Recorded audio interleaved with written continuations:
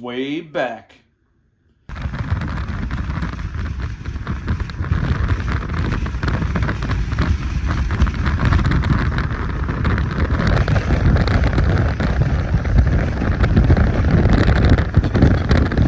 Hey friends, welcome back to the channel. I've had some serious doubts about young Mitch Hull's judgment ever since he told me he was a fan of the Jeff word. Then I got some of the beer he made and I'm like, okay, he knows what he's doing. And then he's a big fan of Philip Fracassi. I'm like, okay, the guy's got some good taste. And then he's a big fan of Tyler Jones. I'm like, all right.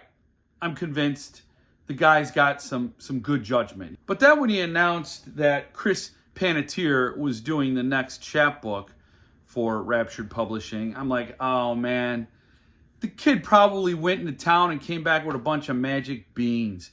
Chris probably talked him a good game, said, look, I can do the art phenomenally, you know I can write then. And Mitch is like, okay, and went right along. I'm like, God damn, the kid's naive, he's not world wise, he just got schnookered. Is that an offensive word? I don't know. So then he said, Jeff, I'm going to send you the arc and you could read it and do a review. And I'm like, okay, all right. I want to see how deep he's in the doo-doo by publishing this for the second chapbook in the series.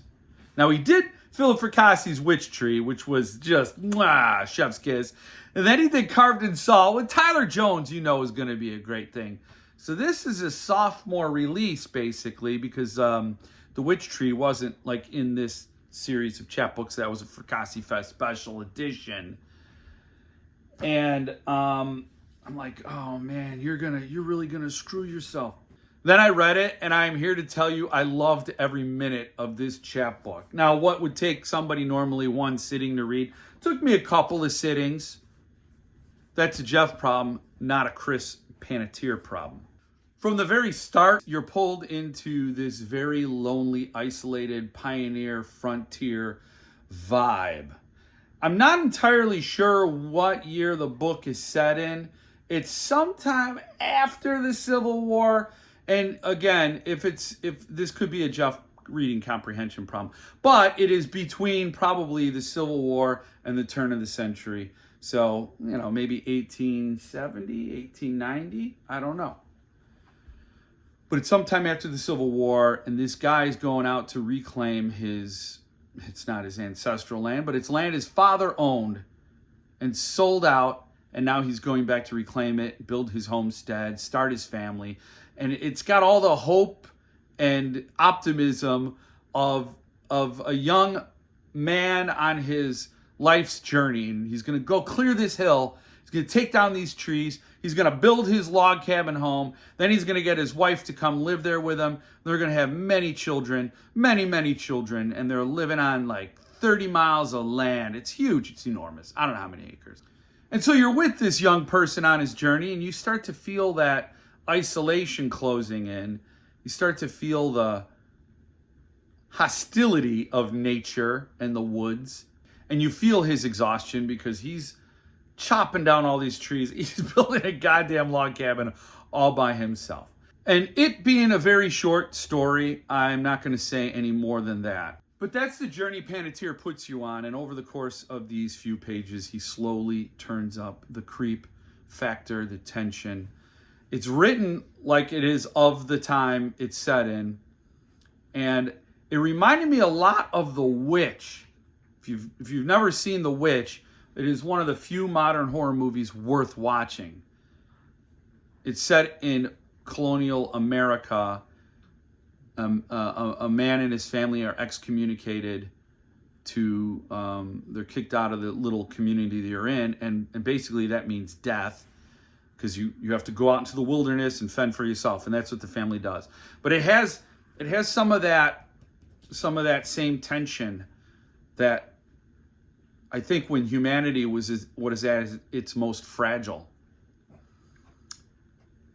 And immediately, that's the connection I felt almost immediately. I'm like, I'm reading The Witch, and I loved The Witch. It also felt very literary, like a 2024 retelling, revision, rewrite of Rime of the Ancient Mariner. Only the mariner is landlocked, and there are crows instead of albatrosses. Albatroy. I dug this story tremendously. So I wanted to do this review because this is still coming out. It's not out yet. This is the first thing I think Chris Panatier has ever gotten published, has ever published.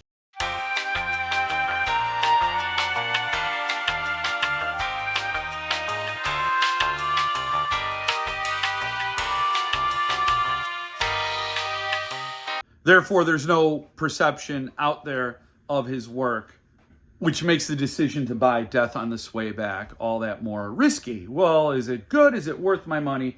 I'll say, not only is it a fantastic story, it is very nicely done, as all Rapture publishing books are going to be. This one and Carved in Salt by Tyler Jones have cool page number illustrations. You can see the number is right there in the axe stuck in the tree. So it's beautifully done. This is the arc. The numbered and lettered editions are going to be nicer paper and more nicely bound. But I just wanted to get the word out so you know what's ahead, what's coming from Rapture. Huge 5-star recommendation right here. I loved it. You're going to love it. And if you're not already subscribed to the Rapture Publishing newsletter, get on it and see what's next, because there's a lot of great stuff coming. Now, I haven't read Carved in Salt yet, and I've heard nothing but awesome things about this chapbook as well. I think there are like less than 20 remaining at the time of me posting this video. So you got to move on it. But this one ain't even out yet, so it's coming soon. Get over there. I think it's announced. I think it's on the page. You can go there and order it, and you should. I was super happy. And I owe Mitch an apology. I should never doubt your judgment again. That's a hell of a story, and you should be very proud to have that in your catalog. Anyway, that's all I got for this quick down and dirty little review. Keep your eye out for it. Thank you for joining me this time. I hope to see you again next time. And in the meantime, stay frosty.